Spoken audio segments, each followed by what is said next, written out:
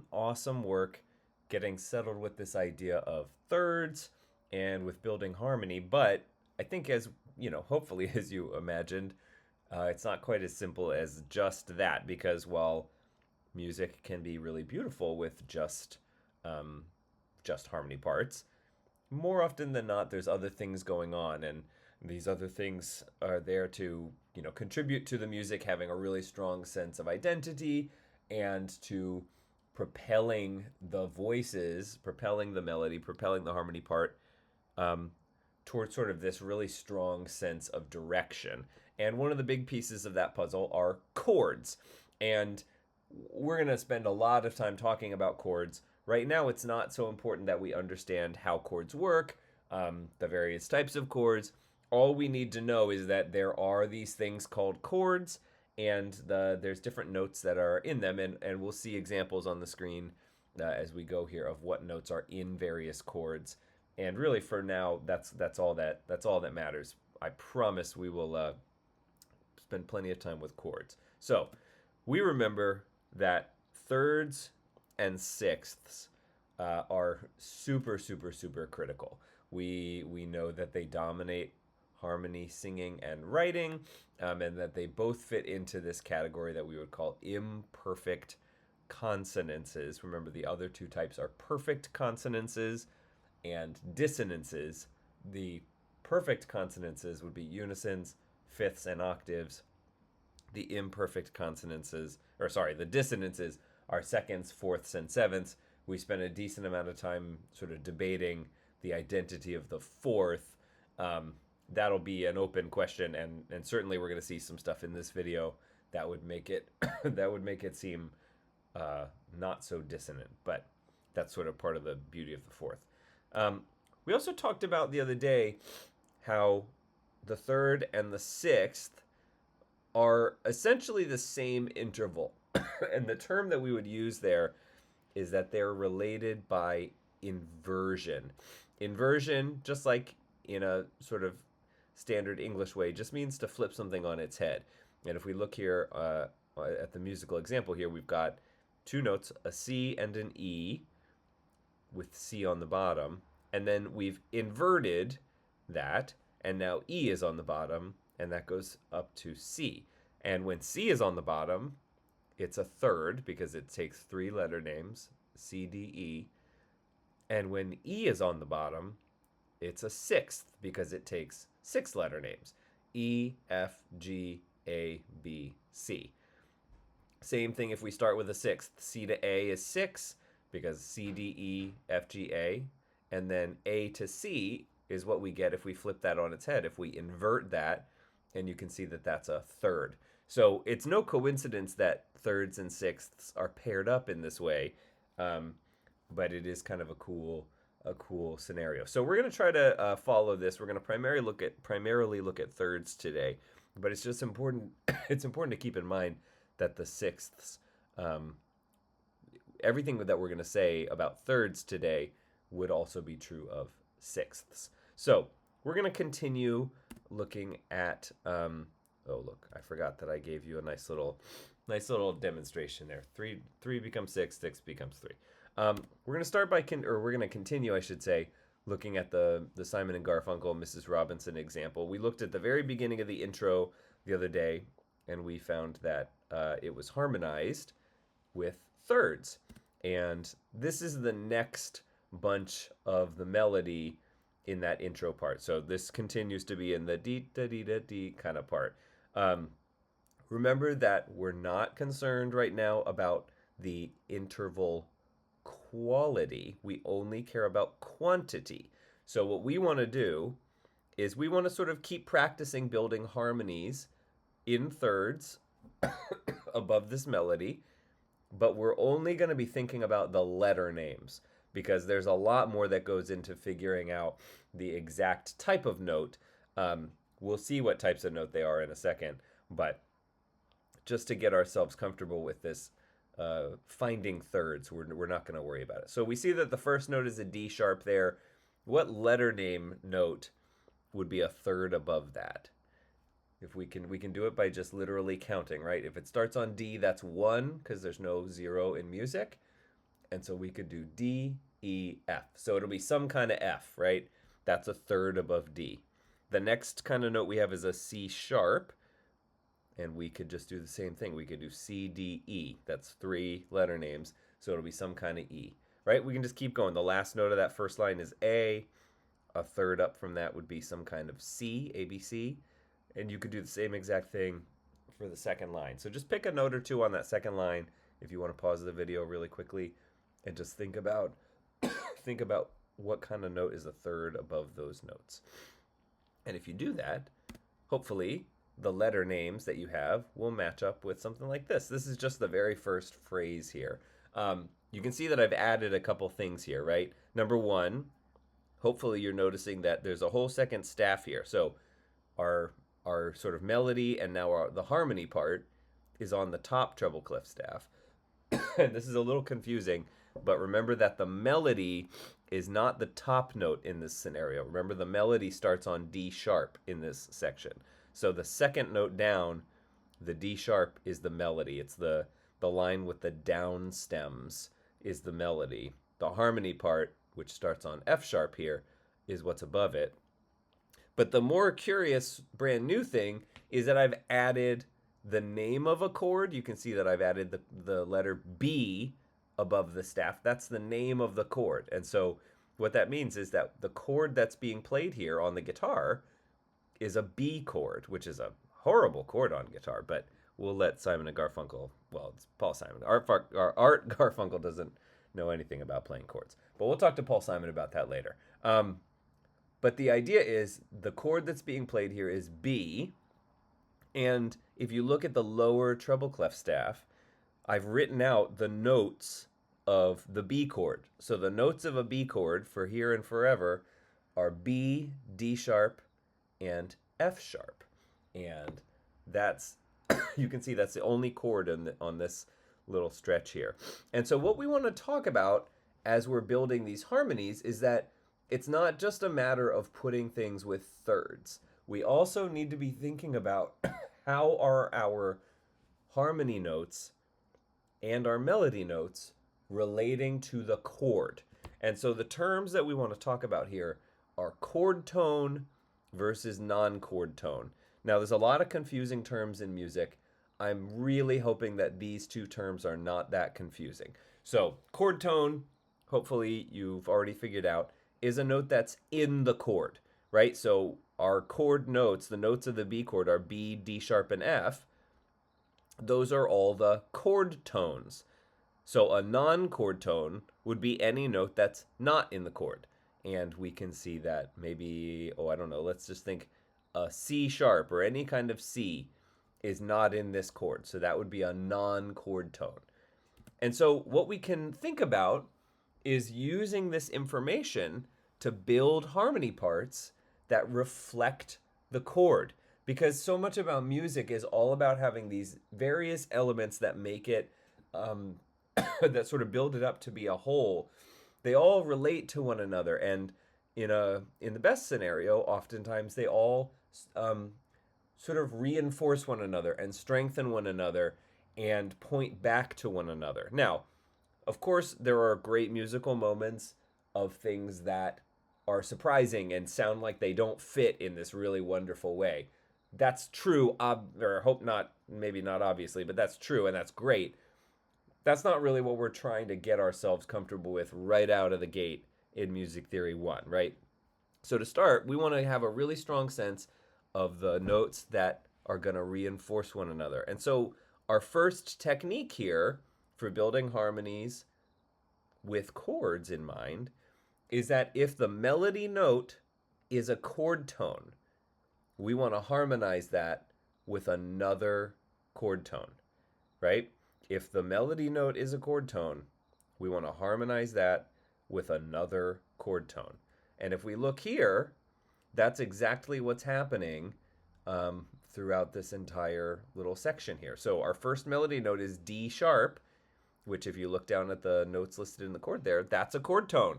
And so we want to harmonize that with another chord tone, which is exactly what has happened because we've got F sharp on top. We've got another melody note down here, which is a chord tone.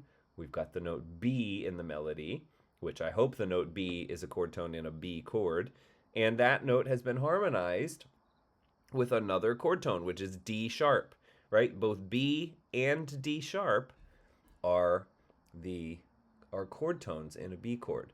I hope what you're sensing here is that part of the reason we focus so much on this idea of the third being such an important interval is because the harmonies really work well with thirds, but also if you look down at our chords, our B chord on the bottom there, B, D sharp, F. Well, hopefully you're noticing that that chord is also built in thirds. B to D sharp is a third, B, C, D, and D sharp to F sharp is a third, D, E, F. So the distance of a third is a really, really important interval in music. Our harmonies are built in thirds, our chords are built in thirds, and really it it sounds simple, but that's a really foundational building block here. So we've got our melody notes are being harmonized with harmony notes that are in the chord. If the melody note is in the chord, the harmony part's in the chord. Well, okay, then the next question is, what do we do if the melody note is not in the chord? Because that happens all the time. Music would be really boring if the melody notes were only ever in the chord. And so what we've got here is this is where things start to open up a little bit more. It's like I wrote here, it's less rigid, but primarily what we're going to find is that non-chord tones in the melody are generally harmonized with other non-chord tones. So it's a pretty straightforward sort of division. Chord tones go with chord tones, non-chord tones go with non-chord tones. But I'm just saying right now that non-chord tones are much more open-ended. And in fact, a lot of the time, or sometimes, you will find that it sounds really good to take a note that seems like it doesn't fit the chord and harmonize it if the opportunity presents itself with a note that is in the chord as a way to sort of make it feel more connected. But most often what you're going to find is that non-chord tone melody notes are harmonized with other non-chord tone harmony notes. And if we look here, we've got a C sharp in the melody, which is not in the B chord, B, D sharp, F. And so we've got that harmonized with the note E, which is also not in the B chord. Over here we've got A, which is not in this B chord, and that's been paired with a C sharp, which is not in this. So we've got this really nice balance of things that fit, really fit, and things that do not fit are paired in such a way that they very intentionally don't fit. In some ways, too, it's really nice because the two notes that don't fit the chord, they get a buddy, right? So like this C sharp melody note in the first measure here, that's not in the B chord, and so in in a small way, it could sound like it doesn't fit. But by pairing it with another note that's a third away, which is a really, really, really strong sounding interval or good sounding interval, it gets to have a buddy that contextualizes it, that makes it make a really strong musical sense. So that's the sort of basic idea here. So let's keep going with this and see what we've got here. This is sort of the next section here. And once again, we could sort of just keep going. This is primarily going to be chord tones, and we can see that there's a whole host of these chord tones that are all harmonized with other chord tones. I want to take this opportunity to point something out about rhythms in pop songs in particular, which is that if we look at our first one here, our first pair is E is the melody note, and we can see that below it I've given us the notes of an E chord, E, G sharp, and B, and the harmony note that's gone with it is G sharp. Hopefully that makes total sense. Chord tone harmonized with a chord tone. Now, let's look at the next one, which on first glance, it might have looked like that C sharp in the melody belongs back with the E chord. And so you might be saying like, well, how is that a chord tone? If the E chord is still happening, that doesn't have a C sharp in it. what's going on here, the very end of measures is often slightly no man's land, and we're going to see examples here where, like this one, it's sort of anticipating the next chord. You can see that right after that we go to an A chord, which has the notes A, C sharp, and E, and C sharp and E both fit that chord really well. There are other times when it works the other way and it sort of hangs back a little bit, but we'll see examples. We'll see examples of that. It's just a funny little element of music where there's this sort of ambiguous moment between chords where sometimes things can be a little loosey goosey. So that's that one. In the A chord, we also have an A melody note, which is gone with a C sharp. We have another one of these anticipated new chord notes with the melody note D, and that fits the D chord, which is D, F sharp, A, and it's paired with an F sharp. Then we go back to A, which has C sharp as the melody note, and that's paired with an E.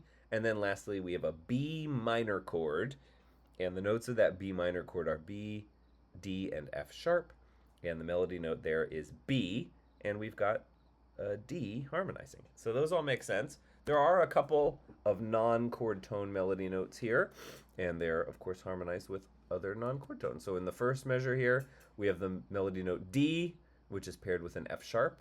Again, both of those notes do not fit the E chord, E, G sharp, B. So we've got a non-chord tone harmonized by another non-chord tone. And then in the second measure, we have a melody note B that's paired with the note D. And both of those notes are not in the A chord, right? So again, this is an example of these non-chord tone melody notes that are given a buddy to sort of help make them feel like they belong. At least somebody goes with them. They don't fit the chord, but the harmony note makes them feel like they really belong. So that's an interesting little dynamic that's at play here. Okay, so that's sort of the idea with the intro here. Let's take a look at the chorus to Mrs. Robinson. This is sort of the famous "And Here's to You, Mrs. Robinson" part, where we finally get some lyrics. We're away from the deet, da dee, deet, dee. And what I want us to think about here, we're not going to go through these one by one, but I want us to just sort of think about, can we identify where thirds, exclusively thirds, are not going to work as harmony? And what I mean by that is thirds are always going to be the foundation of our harmony part. Thirds and sixths, they're essentially the same thing, right? Because they invert. But life doesn't work that well, right? So that would be too easy if that would just always work. So what we're going to find is that there are some spots, by just the nature of how it's written, the nature of the chords that are being used, the nature of the melody note, that it just doesn't work to exclusively use thirds. So what we want to think about is, let's take a section here. Can we think about what thirds above these notes would look like? And primarily what we're thinking about is there a spot where a chord tone in the melody is not going to work with a chord tone being a third above it? If we use thirds exclusively, where will we run into a spot where the note that's a third above the melody note is no longer a chord tone?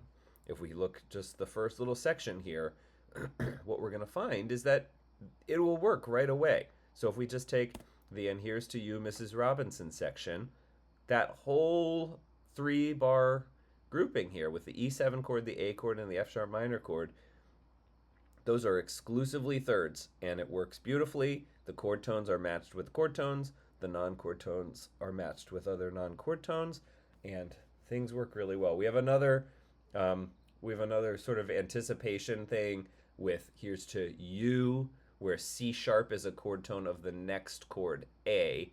That's sort of anticipating the bar. And then at the end of that measure on "Robinson," we're actually sort of bleeding over into the next measure, where C sharp and E are chord tones going back to the A chord, and that sort of just holds over into that bar. There's a little, like I said, there's a little bit of a wiggle room. All this works, but It's not going to work for so much longer because right at the beginning of the next section on Jesus, the melody note is E, and we are on we're on an A chord, A C sharp E. Well, what kind of note would be a third above E? We can just count our letter names, right? E, F, G. Okay, so we know what's a third above E. What's the problem? Well, the problem is that that G is not in the chord. So even though it's a third above and it would sound good on its own, it doesn't fit the chord. And it's the balance of those two things that we're trying to achieve. So instead, what's happened here? Well, instead of doing a third, this is being harmonized with a fourth, which is sort of our pesky interval that we're not really sure what it is. And that's not the only place, right? On more, the melody note is a C sharp. And to make it match the F sharp minor chord that's coming, which has the notes F sharp, A, and C sharp, we need the note F sharp to be the harmony part. At the very end, on no, we're going to a D chord. The melody note is A, which fits the chord, D, F sharp, A. What would be a third above A? It would be some kind of C, right? A, B, C, that's 3. Well, there isn't a kind of C in this D chord. So it's being harmonized with, in really, the next chord tone up, which is the note D in this instance, right? You see how that's happening here? We're just substituting the fourth, in a way, for the third, because we're trying to match the chord tones along with keeping the thirds as the sort of vast majority of what we're doing. The other thing that's really nice about this is that it helps the harmony part by not exclusively having thirds. It helps the harmony part to get just different enough in the contour of the melody. You remember we talked about contour, the idea of it. We want it to generally match the shape of the melody. Well, I meant that generally. It's kind of amazing where things sound better when they don't completely match. When the shape isn't the exact same, but it's mostly the same, or it's related. This helps us to have that. If we look at on the words will know at the very end of this exercise, or at this segment here, the melody goes B, A, will know, goes down by one step. Well, the harmony part here stays the same. It stays on the note D. So the contour is slightly different there. It's very, very, very minor, but that kind of separation is enough to create a little bit of a different contour feeling, and that can, again, oftentimes, like in this example, the harmony part is less interesting. It has less motion than the melody. There's a few spots on this line on you more and will know where the harmony note stays the same while the melody note moves. Well, we've talked about how one of the goals of these kind of harmony parts is to help the melody stay in focus. Well, the melody being more interesting, having more of an interesting shape, is really helped out by these harmony parts that kind of stay a slightly more stagnant. So just a little subtle point there. All right, let's close this out by looking at just the last little line here on the whoa, whoa, whoas. And we've got another fourth here because we're going to an E chord, and we've got the note B as the melody. The E chord has the notes E, G sharp, B, and if we tried to put a third above the note B, we would have some type of D, B, C, D. That's a third. Well, that's not in the chord. So instead, we're going to use a fourth here, which is the note E. And again, this is another spot where the contour of the melody is more interesting than the contour of the harmony. The melody has B, C sharp, D. This nice downwards, whoa, whoa, whoa, right? This sort of 3 notes going downwards.